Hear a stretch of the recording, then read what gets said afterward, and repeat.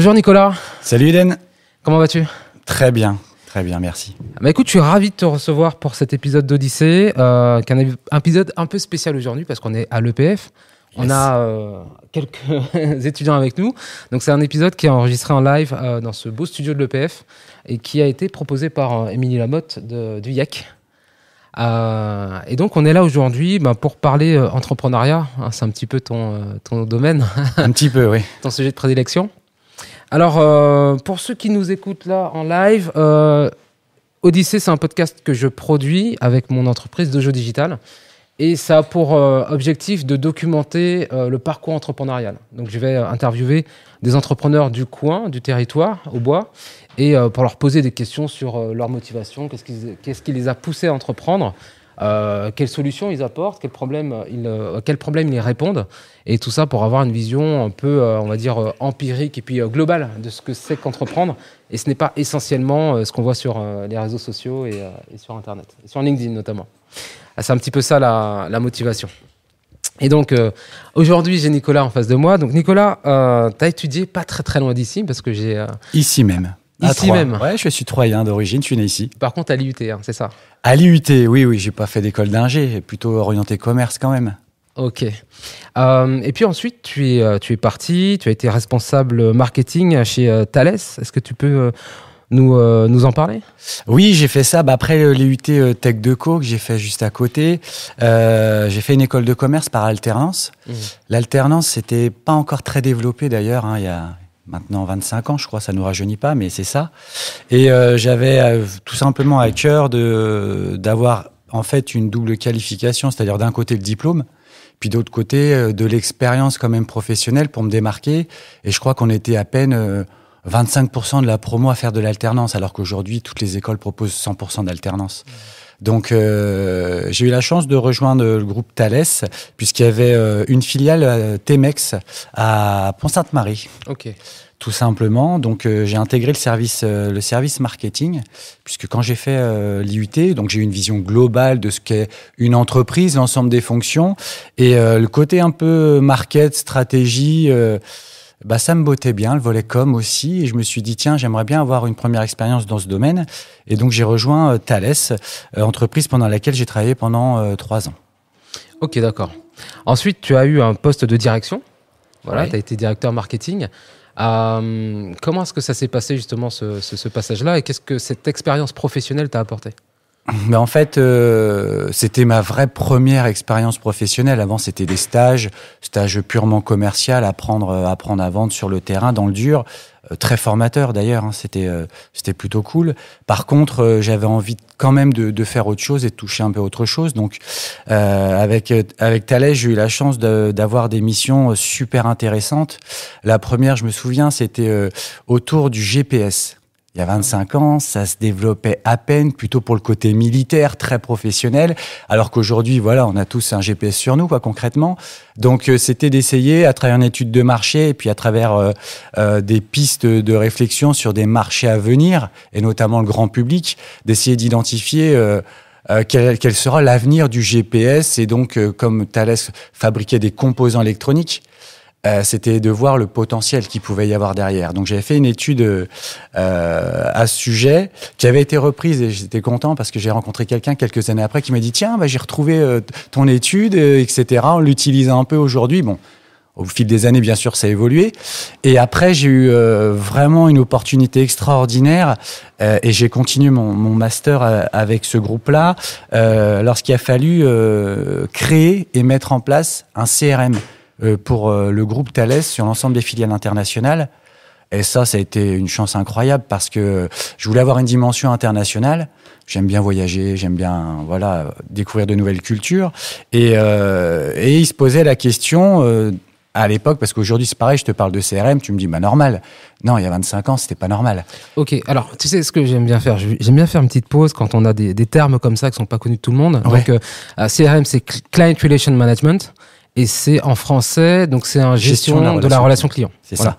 Donc c'est un logiciel qui permet de capitaliser, de capter et d'enregistrer en fait toutes les interactions avec les clients, d'enregistrer les contacts, nom, prénom, numéro de téléphone, email, et d'avoir en fait un suivi sur l'activité de ce client-là, du moment où il est prospect, les points de contact, donc appel, réunion, téléphone, etc., jusqu'à c'est toute la durée de vie du client en fait. Oui, en fait, l'idée c'était de centraliser les informations commerciales parce que les plus anciens commerciaux travaillaient encore sur papier.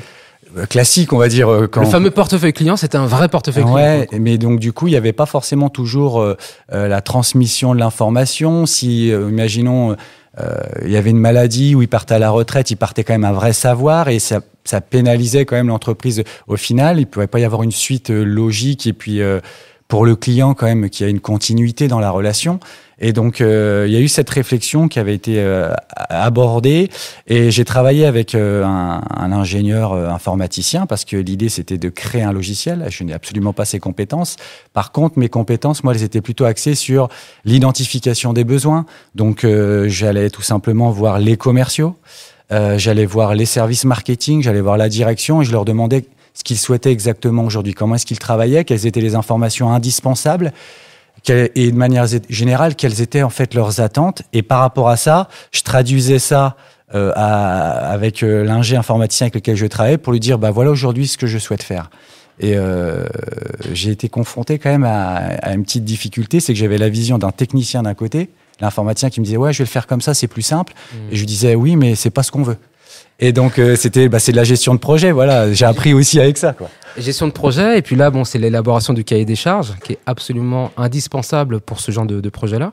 Et puis, là, c'est l'expérience utilisateur, parce que t'as d'un côté l'ingénieur qui va te dire, ou l'informaticien qui va te dire, c'est mieux comme ça de son point de vue. C'est ça. Après, du côté expérience utilisateur, c'est pas efficient, c'est pas efficace, c'est pas comme ça que nous, on travaille. Donc c'est vrai que c'est un exercice super intéressant, je trouve, à faire. Donc pour toi qui étais, on va dire, néophyte là-dedans, ça a dû être une sacrée expérience. Oui, c'était extraordinaire parce qu'il y a quand même eu la cerise sur le gâteau et je trouve que c'est ce qui m'a un petit peu mis aussi la voie dans ce que je continue de faire, c'est que outre le fait de réaliser ce CRM, j'étais en charge de former le personnel international sur cet outil pour qu'il puisse l'utiliser dans les meilleures conditions. Donc d'un côté, créer un guide d'utilisation qu'on peut voir pour qu'il puisse savoir tout simplement comment l'utiliser. Et puis après, une formation. Donc je me suis déplacé dans les filiales internationales. Donc je suis allé en Asie, je suis allé un peu partout en Europe. La seule que j'ai pas pu faire, c'était aux États-Unis. Mais bon, j'étais déjà très très content quand tu as 20 piges, voilà, de partir à l'international comme ça. Ouais. C'est extraordinaire. T'avais quel âge à cette époque ? J'ai commencé à 21 ans, donc de 21 à 23 ans.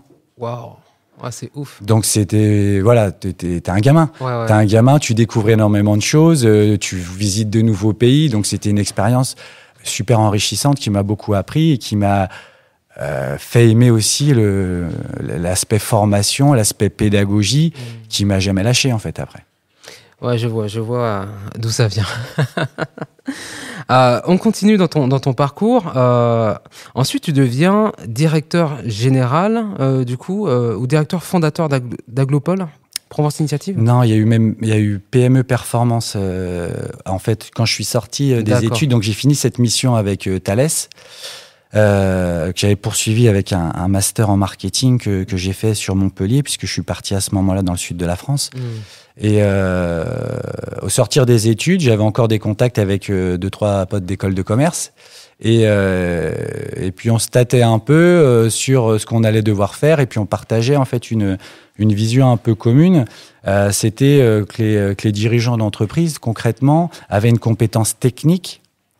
Ils savaient très bien, un restaurateur, il sait faire la cuisine, on va dire les gérants du BTP, ils savent construire des maisons, c'est pas leur souci, l'aspect technique. Leur souci, ça va être ma capacité à trouver de la clientèle, ça va être ma capacité à gérer une entreprise, à m'occuper des ressources humaines, à communiquer. Et en fait, ces compétences-là, on faisait un peu un constat commun sur le fait que les dirigeants avaient besoin d'être formés, de monter en compétences. Et comme on avait à cœur d'avoir, et moi le premier, des responsabilités, on avait la lucidité de savoir que personne nous en donnerait. Tu sors des études, tu as très peu d'expérience, tu vas pas arriver dans une boîte et on va te filer des responsabilités, c'est normal. Donc, le meilleur moyen d'en avoir, c'était encore de créer son entreprise et puis d'aller jusqu'au bout de cette démarche et de se dire, on a envie aussi d'aider les dirigeants d'entreprise. Moi, personnellement, qu'est-ce qui m'a poussé en fait à aller dans ce sens-là? Parce que je suis issu d'une famille d'entrepreneurs. J'ai vu mon père connaître les galères d'un chef d'entreprise, c'est-à-dire que typiquement, il y a 25 ans, le niveau moyen d'études d'un dirigeant d'entreprise, c'était inférieur ou égal au bac. C'était pas plus haut. Aujourd'hui, ça a vachement évolué, bien sûr. Et il y avait vraiment des besoins en fait qui étaient constatés. Moi, quand des fois on était à table, j'entendais le mot client, problème de trésorerie, gestion du personnel, recrutement. Voilà, il y a des notions. J'étais baigné quelque part assez jeune par rapport à ça, et ça m'interpellait. Et c'est ce constat qu'on avait fait en commun avec mes associés de l'époque, où on partageait un peu cette vision en se disant, il faudrait qu'on fasse quelque chose pour ça. D'où l'idée de créer PME Performance, donc un organisme de formation destiné aux dirigeants d'entreprise, qui avait pour vocation de faire monter en compétences les dirigeants sur un certain nombre de domaines. Et donc on avait à terme une dizaine de domaines de compétences, la gestion d'entreprise, l'informatique, la création de sites web, le niveau RH, le développement commercial, la gestion d'entreprise, ce genre de choses. Ok, vous aviez les compétences en interne ou vous avez fait appel à... Non. On a fait appel à des professionnels. Okay. On travaillait avec une vingtaine de formateurs consultants indépendants. Et nous, le rôle, c'était de commercialiser des formations auprès des dirigeants d'entreprise. Okay. Parce que voilà, j'avais 24 ans quand j'ai créé PME Performance avec mes deux associés, t'as pas la légitimité vis-à-vis des dirigeants d'entreprise. Donc d'ailleurs, c'était rigolo, c'est que je me présentais même pas en tant que dirigeant de la société. Tu te présentais comme un commercial ? Un commercial. Ok. Et là, pour le coup, c'était crédible pour les dirigeants d'entreprise. À leurs yeux, mais je me demande si c'est pas une erreur, mais je me sentais pas légitime. Mais on parlait déjà le même langage parce que je comprenais déjà ce qu'ils étaient en train de vivre, parce que à la maison, je le voyais aussi. En fait, je le voyais aussi, et je voulais apporter des solutions et une réponse par rapport à ça. Ok, ça marche. J'entends ce que tu dis, et c'est vraiment une problématique qui est partagée par les dirigeants d'entreprise qui se lancent surtout très jeunes. Aujourd'hui, ça se voit beaucoup moins parce qu'il y a beaucoup de jeunes, très jeunes entrepreneurs en fait, qui se lancent. Hier soir, j'étais en visio avec un jeune de 20 ans qui a commencé à 15 ans. Il a commencé en vendant des sneakers sur les réseaux sociaux. Ouais. Aujourd'hui, il gère une agence qui fait pas mal d'argent et il m'a semblé crédible parce qu'en fait, on parlait le même langage justement. Tu vois ? Donc aujourd'hui... c'est plus un souci. Je peux comprendre qu'il y a une vingtaine d'années, ça l'était. Ça a changé, ça a évolué. Ce regard a évolué. Quand tu as 20 piges et que tu as face de toi un dirigeant, que ça fait 10-15 ans qu'il a sa boîte, c'est compliqué en fait de se positionner au même niveau. C'est pas que je ne me pensais pas être capable, c'est que c'est toujours... t'es face au jugement de la personne qui est en face de toi et on n'avait pas la même mentalité. Donc généralement... je le ferais peut-être autrement aujourd'hui, je l'assumerais beaucoup plus tôt, mais ça n'a pas empêché en fait. C'était juste comprendre que c'était d'ailleurs notre slogan, un réseau d'experts au service des petites entreprises. On avait vraiment autour de nous des experts dans leur domaine et c'est ça qu'on vendait, c'est ça qui plaisait aujourd'hui. Exactement, c'était ça votre valeur ajoutée, c'était de faire réseau et de pouvoir ramener en fait des experts pour accompagner la montée en compétences des dirigeants d'entreprise. Avec vraiment un focus, un positionnement très clair, le spécialiste des formations des dirigeants d'entreprise. Et là où ça a plutôt bien fonctionné, c'est qu'on s'est rapidement positionné dans ce sens. Et au bout de 3 ans, on était leader régional en Midi-Pyrénées, puisque cette société est sur Toulouse, des dirigeants d'entreprise. Okay. On avait formé à peu près 700 entrepreneurs. Ce qui avait permis à l'entreprise de grandir assez rapidement, d'embaucher et d'avoir une première expérience quelque part aussi concrète de ce qu'est gérer, créer une entreprise de A à Z. Voilà. Ça a duré 4-5 ans, c'est ça ? Ouais, c'est ce que je m'étais fixé. Ouais. Ah, d'accord. Donc, tu t'étais déjà donné en fait une limite, une durée limitée en fait à cette activité. Oui, parce que j'étais descendu au soleil, ça c'est mon côté méditerranéen, Montpellier, Sophia Antipolis, et puis ce projet, mes associés, ils étaient sur Toulouse. Donc, je suis parti sur Toulouse parce qu'il y avait aussi un réel potentiel sur Toulouse. J'avais appliqué ce que j'avais appris en cours avec une belle étude de marché, comme il se doit pour optimiser la réussite et le lancement de cette activité. Et Toulouse me plaisait moins, grande ville, pas le même climat. Et j'étais pas forcément descendu pour ça. Et puis moi, j'aime bien fixer des objectifs temporels, avec des échéances de 5-10 ans maximum. Et là, je m'étais fixé 5 ans. C'était clair depuis le départ. Je m'étais fixé 5 ans. Et au bout de 5 ans, de faire en sorte que je puisse partir sereinement, les laisser continuer. Et puis moi, vaguer à d'autres occupations avec d'autres projets en tête. Voilà. Ok. Comment s'est organisée ta sortie? Est-ce que tu es reparti avec un pactole? J'ai revendu mes parts, oui. J'ai revendu mes parts, mais c'est plus par conviction après personnelle, d'autres projets que j'avais en tête. Puis il y a quelque chose quand même à cette période qui a changé beaucoup de choses dans ma vie, c'est l'arrivée de mon enfant. Voilà, l'humain a pris le dessus sur les ambitions professionnelles en fait. Parce que j'ai quitté PME, je devais avoir 28 ans. J'avais recréé une autre boîte entre-temps, je gérais plusieurs projets. Je commençais à pas être beaucoup à la maison, être quand même pas mal au travail, mais c'était un choix.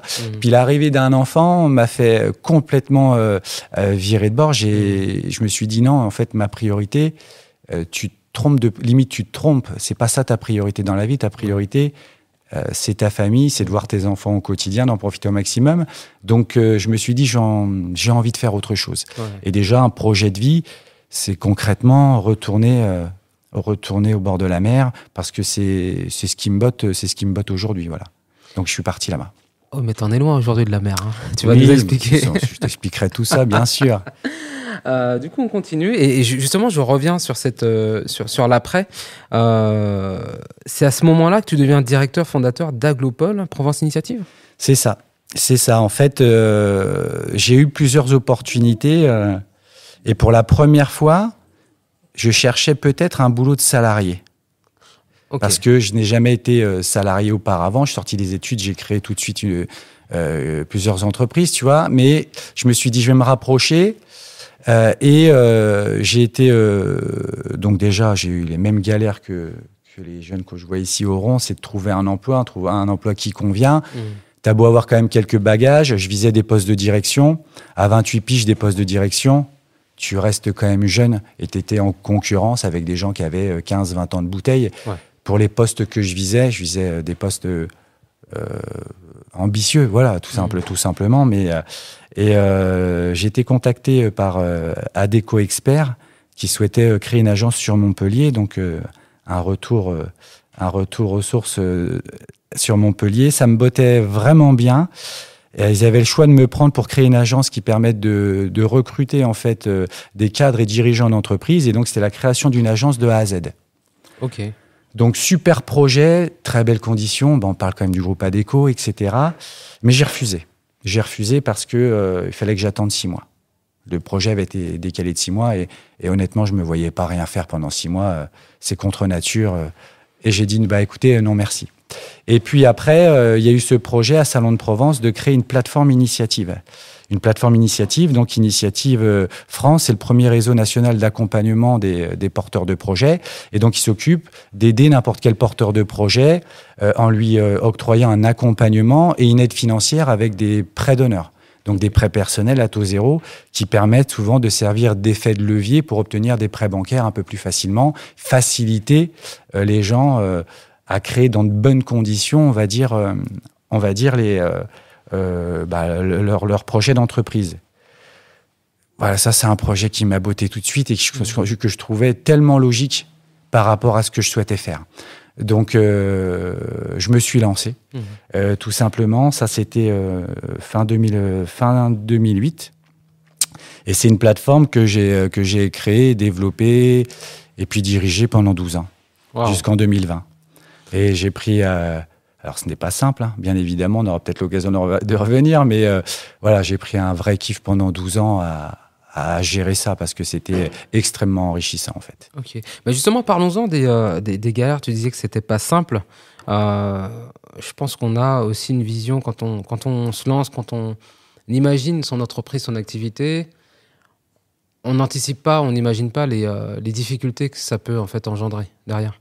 Est-ce que tu peux rapidement nous dire, voilà, quelles sont les galères auxquelles tu as été confronté, comment est-ce que tu les as résolues, si tu les as toutes résolues?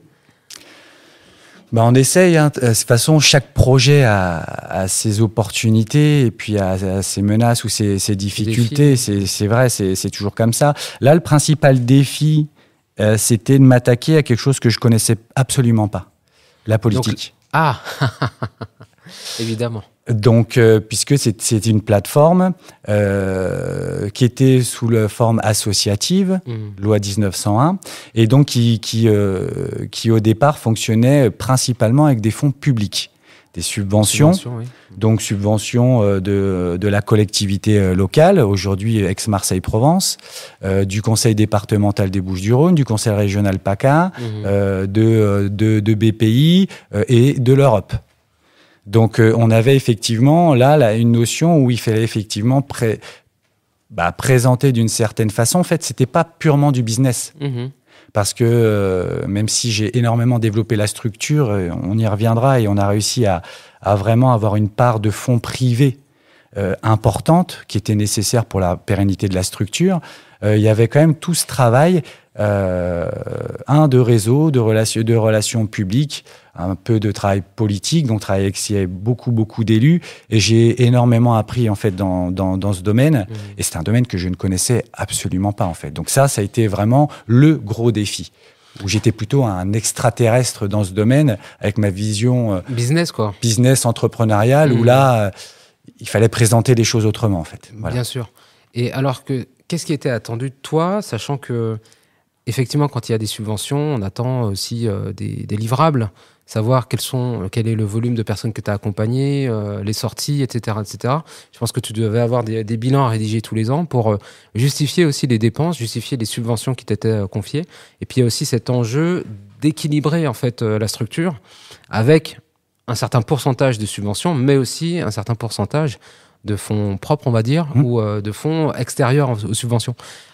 Si tu peux nous donner en fait justement cette échelle-là en termes de pourcentage, c'était à combien de subventions, combien quand on a commencé, étant donné que c'était comme une volonté politique de mettre en place une plateforme sur un territoire, on était à 80% de fonds publics. Les 2-3 premières années, logique, le temps qu'on démarre, etc. J'ai démarré seul.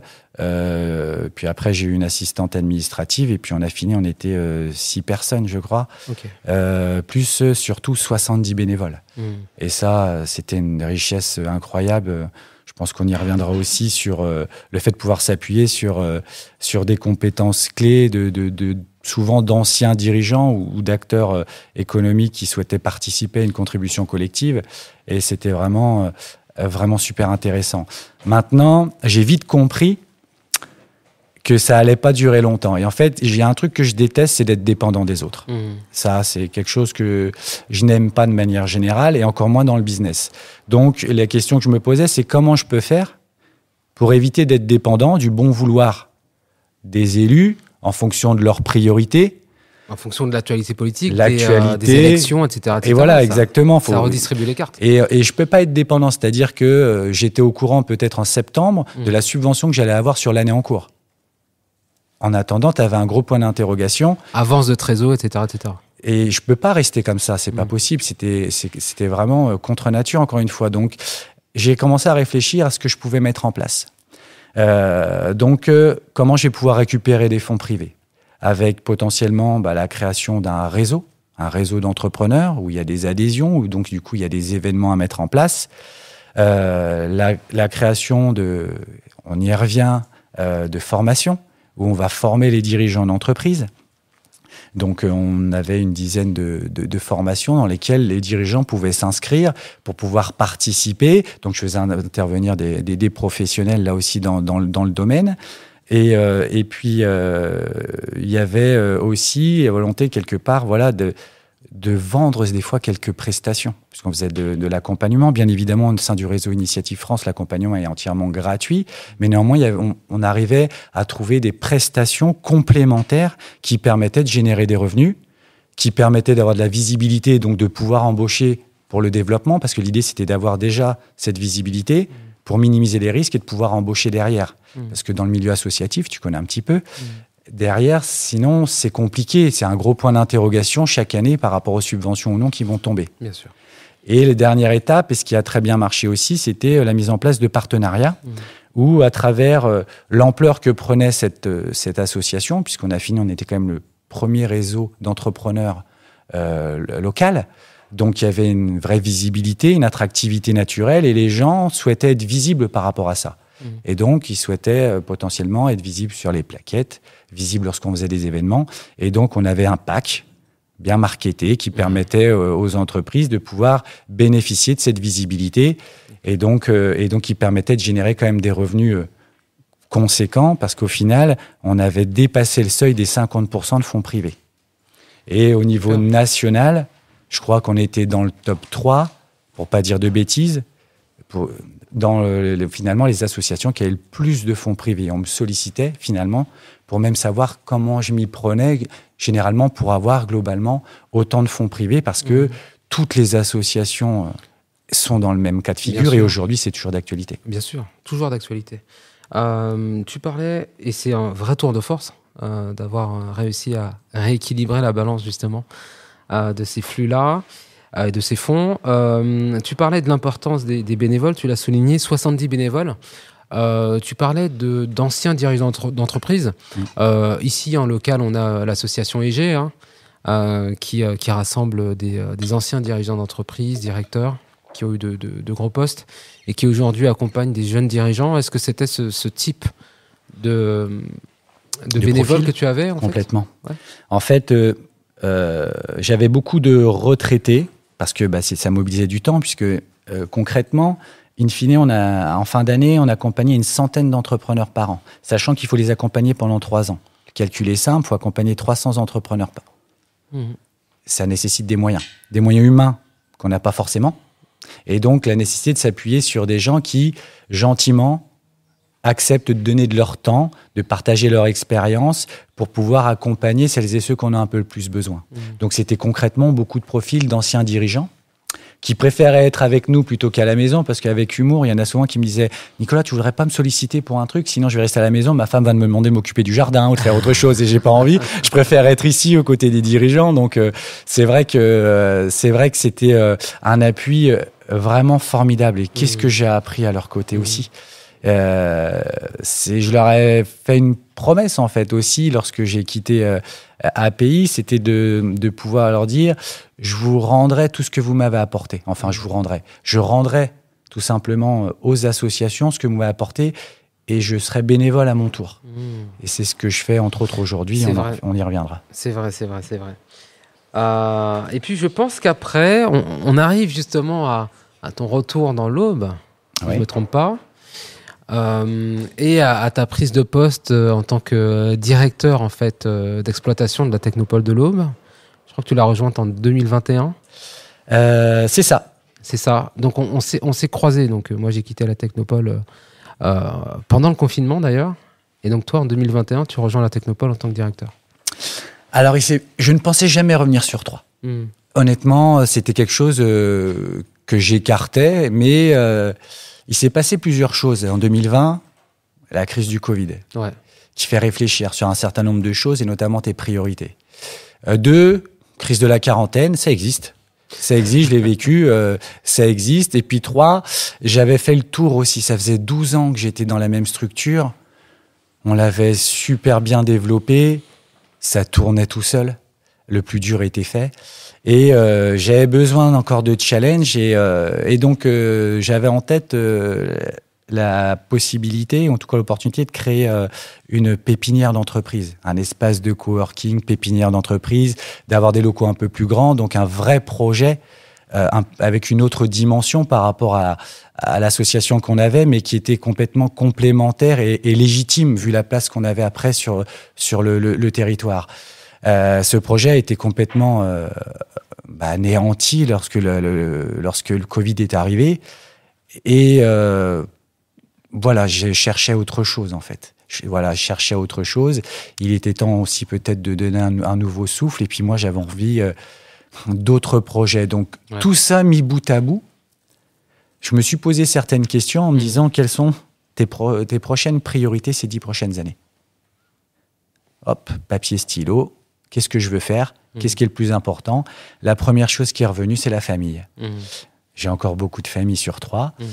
Donc, avec mon épouse et mes 2 enfants, on a fait nos valises. Et puis, on est revenu en octobre 2020 sur 3. Je savais pertinemment ce que j'allais faire. Parce que souvent, quand on ne sait pas ce qu'on veut, on prend le problème à l'envers et on se dit « qu'est-ce que tu ne veux plus ?» Et je l'ai pris en fait complètement comme ça. Et globalement, je me suis aperçu que j'ai envie de continuer à prendre énormément de plaisir dans ce que je fais. J'ai envie peut-être de mettre certains côtés qui m'usaient un peu au travail et de me concentrer surtout sur ce que j'aime, c'est accompagner.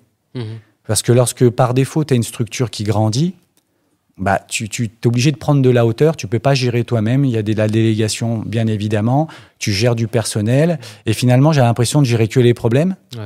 Je ne parle pas que du personnel, mais de gérer, j'assume mes responsabilités de gérer les problèmes, mais je m'éloignais des entrepreneurs.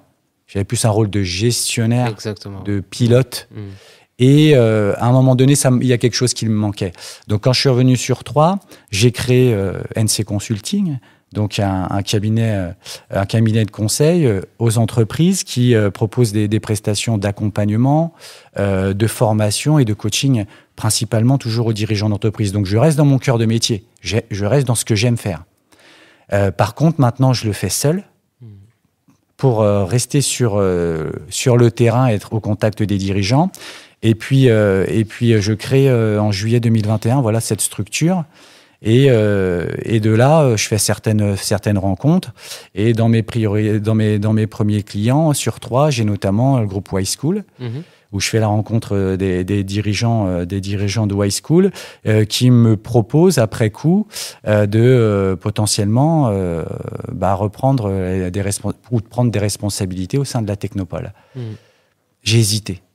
Parce que je me voyais pas être salarié, en fait, dans ce contexte. Mais je me suis dit, c'est quand même quelque chose qui ressemble énormément à ce que tu as fait. Ton projet de pépinière, il est sur place et il est plutôt sympa, puisque c'est un formidable outil. Sur le territoire, c'est un formidable outil. Et je me suis dit, pourquoi pas ? J'ai pas envie d'avoir de regrets, j'aime pas. Donc, je vais essayer. Et donc, il y avait certaines missions à très court terme qu'il fallait absolument réaliser sur 6 mois. C'était notamment l'organisation du bel événement Plug and Start. Exact. Et l'organisation aussi de Game of Brain qu'il fallait faire, donc ces deux manifs dans des délais très courts, etc. Donc, j'ai accepté cette mission que j'ai menée à bien.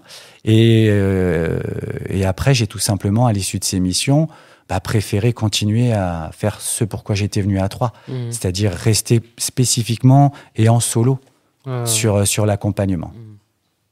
Ok, écoute, c'est super intéressant tout ça, c'est un beau parcours en tout cas. On sent la passion et puis la mission que tu te donnes en fait d'accompagner les dirigeants d'entreprise qui sont de plus en plus nombreux quand même si en regardant les chiffres, j'ai vu qu'il y avait quand même un peu plus de 66 000 cessations d'activité. Voilà, en 2024. Donc, en fait, ça remonte là, la création d'entreprises. Il y a de plus en plus d'entrepreneurs aujourd'hui. Là, peut-être que dans la salle dans laquelle on est là, avec les jeunes qui sont là, il y en a peut-être qui ont envie d'entreprendre. Et j'ai envie de te poser la question, justement, avec ton parcours. Quels seraient les conseils que tu pourras donner à des entrepreneurs qui se lancent aujourd'hui ? Là, j'ai des jeunes, on a des jeunes un peu autour de nous, mais concrètement, c'est d'oser. À votre âge, se faire de ma part, vous n'avez pas encore trop d'attaches personnelles, peut-être pas encore d'enfants. Donc, il y a des périodes dans la vie qui sont un petit peu plus simples pour créer, puisque après, il y a d'autres facteurs qui viennent en compte et qui viennent généralement un peu bousculer vos projets ou vos ambitions. Donc, concrètement, c'est d'oser entreprendre, d'oser d'aller jusqu'au bout, parce que quoi qu'il arrive, vous allez apprendre. Une illustre personne qui est Nelson Mandela disait « soit je gagne, soit j'apprends ». Et par défaut, vous allez apprendre de cette expérience et c'est ce qui va faire que vous allez grandir personnellement, professionnellement Et donc, vous allez pouvoir apprendre et c'est ce que vous allez vendre demain. Vous allez acquérir des compétences, des soft skills et ce sont de genre de compétences que vous allez pouvoir derrière transposer dans d'autres secteurs d'activité, dans d'autres entreprises. C'est ce qui va faire que vous allez vous construire aussi. Faut pas que vous ayez peur de la concurrence, parce que la concurrence, c'est sain. Heureusement qu'il y a de la concurrence. Généralement, quand il n'y a pas de concurrence, c'est qu'il n'y a pas forcément du business non plus. Hein. Et quand il y a de la concurrence, c'est quand même plutôt bon signe. Et puis, faites-vous accompagner. Ça, c'est important. Vous n'avez pas toutes les clés. J'aurais aimé bénéficier moi-même d'accompagnement plus jeune. Je n'avais pas la connaissance, en fait. Je ne savais pas qu'il y avait beaucoup de structures d'accompagnement, d'associations qui existaient. Et ça m'aurait fait gagner du temps. Ça m'aurait fait gagner du temps. Ça m'aurait permis de monter en compétences peut-être plus rapidement. Parce que quand on crée, faut éviter les mauvaises erreurs. On les paye cash. Oui. Donc, l'idée, c'est d'en faire le moins possible. On en fera tous, vous en ferez. Ça fait partie de la vie, mais si on peut les limiter, voilà, c'est toujours mieux. Clairement. Et justement, qu'est-ce que tu viens de dire que tu n'as pas eu? Quelles sont les ressources, quels sont les outils qui t'ont aidé toi dans ton parcours entrepreneurial, même récent en fait, hein, parce que tu es toujours entrepreneur aujourd'hui. Oui. Des fois, on a des livres qui nous aident, qui nous font prendre conscience d'un truc. Des fois, on regarde un film qui nous rebooste. Qu'est-ce que toi, tu as pu trouver sur ton chemin qui t'a aidé? Après, tu as toujours des personnes inspirantes, ce que j'appelle des références, dans un bon sens comme dans l'autre, mais ça te donne une référence et toi, tu dis tiens, ça c'est plutôt bien, j'aimerais faire la même chose. Et à l'inverse, sur ces éléments-là, je préférerais les faire à ma manière, d'une autre façon, donc se servir de référence. La première référence, c'est mon père, de fait de l'avoir vu, parce que concrètement, tu démarres, tu n'as aucun bagage de formation, tu commences à bosser à 14 ans, tu subis un licenciement économique à 40 ans, et que derrière, tu crées une boîte, tu as 30 salariés, tu fais plusieurs millions de chiffres d'affaires, ça impose le respect de la façon dont ça a été géré, et en disant, mince, toi, tu arrives avec des bagages bien supérieurs, tu as eu la chance de pouvoir faire des études, d'avoir eu des expériences intéressantes, et que derrière aussi, j'ai rencontré d'autres gens très inspirants qui m'ont beaucoup appris. Derrière, tu te forges ta propre personnalité, tes propres convictions, ta propre vision, tu l'assumes et tu vas jusqu'au bout. Donc, il y a déjà des personnes que tu rencontres à travers aussi ton réseau, parce que ce que j'aime, c'est échanger avec mes pairs, avec d'autres dirigeants. On connaît tous les mêmes problématiques, on a tous les mêmes joies, les mêmes galères, et c'est ce qui me plaît en fait, c'est qu'on se comprend. En fait, on se comprend, et c'est vrai que j'aime confronter des idées, challenger, travailler, collaborer avec les autres, parce que même si je souhaite être seul et rester seul pour l'instant, ça m'empêche pas de la jouer collectif et d'intégrer, de faire partie des réseaux et d'avoir des projets, voilà, avec d'autres. De toute façon, tu es joueur de foot, donc le collectif, tu connais bien. C'est vrai, c'est vrai. J'aimerais te poser la question. On a toujours des moments où... j'appelle ça les moments level up, tu vois. Les moments où tu prends conscience de quelque chose, des moments qui te transforment, vraiment, qui te font changer, qui te font vriller. Est-ce que tu as eu ce genre de moment-là dans ta vie, peut-être un peu salariale, entrepreneuriale, des moments qui t'ont fait changer de direction? Ouais. Je l'évoquais tout à l'heure. Personnellement, c'est l'arrivée de mon premier enfant qui m'a fait, je peux pas dire vriller, mais qui m'a fait changer en fait ma vision de la vie professionnelle, ce que je souhaitais faire. Et je me suis dit, je vais faire toujours ce que j'aime, mais je veux envie de le faire différemment. Donc ça, c'est un élément qui m'a vraiment marqué. Et puis après, plus à titre pro, ça va être quand j'ai pris conscience tout simplement que je pouvais pas plaire à tout le monde à travers des projets, à travers des convictions, parce qu'on cherche toujours des consensus, tu sais, de travailler un peu avec les autres, mais à un moment donné, on a vraiment des avis différents. Il faut assumer tout simplement ses choix et de le faire avec respect et bienveillance, bien évidemment, mais de pouvoir les assumer, aller jusqu'au bout de ses idées.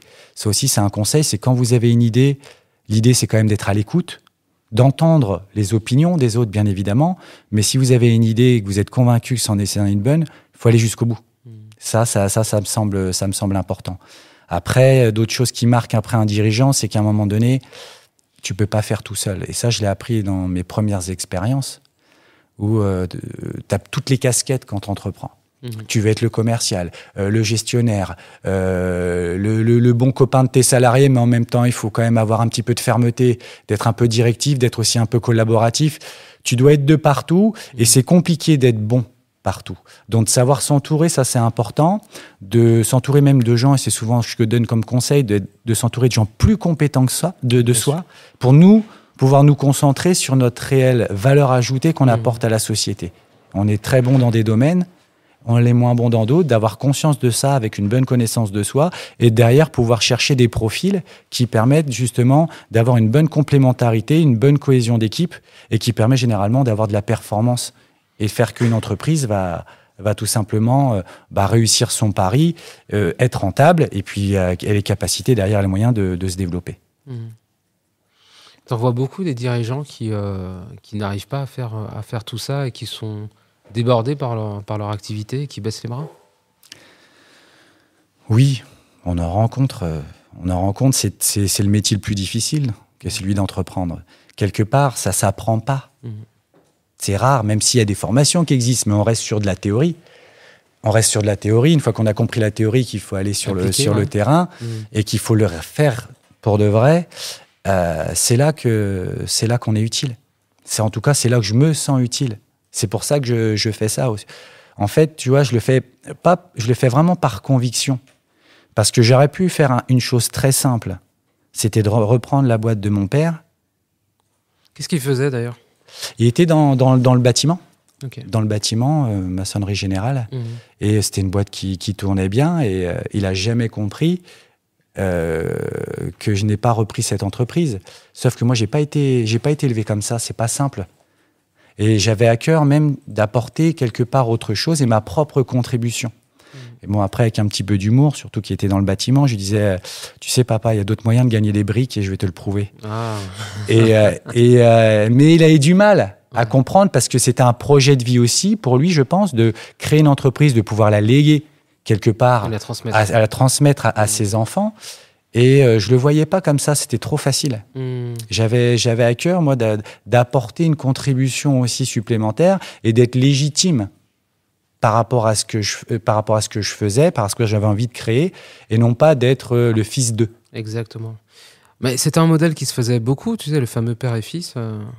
Ça existe toujours, et tant mieux. Hein. Oui, bien sûr. Tant mieux, je veux dire, c'est pas parce que tu reprends d'ailleurs que c'est simple. Hein. On reste dans le cadre d'une transmission, mais c'est pas comme ça que je voyais les choses.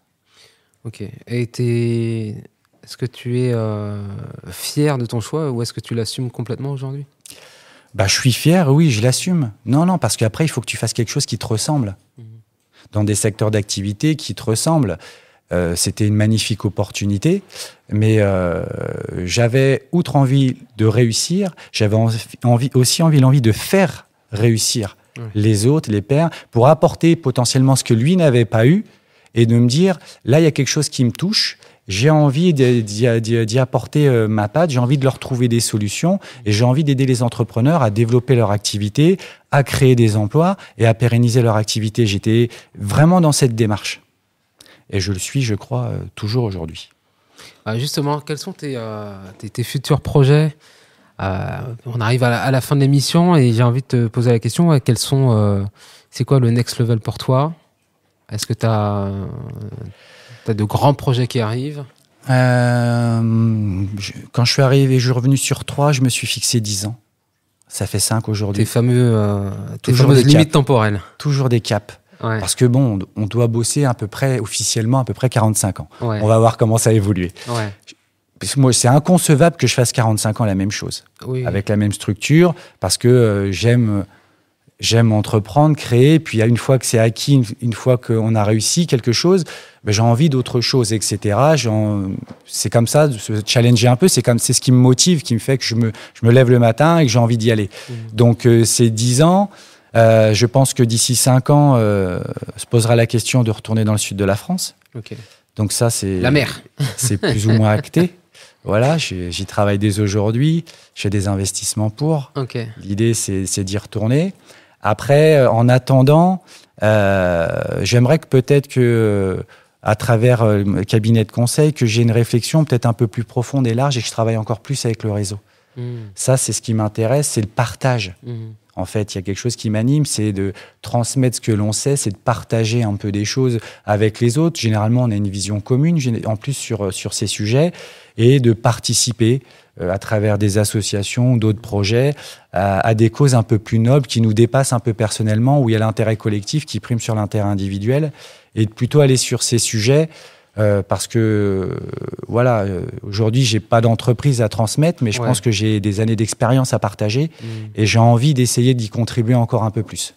C'est intéressant ce que tu dis. Est-ce que tu peux développer un peu, parce que là tu parles de collectif, tu parles de projets qui nous dépassent. En l'occurrence, tu parles de quoi spécifiquement là quand tu parles de ça? Après, je suis ouvert de manière générale aux projets qui sont en place. L'idée, c'est pas forcément moi personnellement de créer un projet, mais c'est de m'associer sur des projets existants pour participer. Aujourd'hui, je suis bénévole au sein d'Initiative Aube, au sein du réseau Entreprendre. Du groupe Saint-Jean aussi? Alors là, oui, puisque j'interviens dans 5 écoles. Donc l'idée de transmettre que je mettais, il faut savoir que j'interviens dans pas mal d'écoles locales parce que j'aime transmettre cette passion de manière générale. Avec cette fibre pédagogique pour expliquer le plus simplement possible ce qui peut paraître un peu compliqué peut-être des fois pour d'autres. Et c'est en ça, c'est de contribuer au développement personnel. Là, aujourd'hui, je forme maintenant beaucoup plus des jeunes, mais contribuer au développement personnel de ces professionnels et futurs professionnels et de me dire, tiens, modestement, j'y suis peut-être un tout petit peu pour quelque chose, où ils auront compris quelque chose qui va leur permettre d'avancer. Et ça, c'est une belle gratification, en fait. Magnifique, merci. Merci pour ton temps. On peut applaudir Nicolas. Merci. J'ai été ravi de te recevoir sur cette émission, en plus très spéciale, parce que c'est la première fois qu'elle est enregistrée en live. Et puis, si ça vous intéresse, voilà, on se fait un petit tour.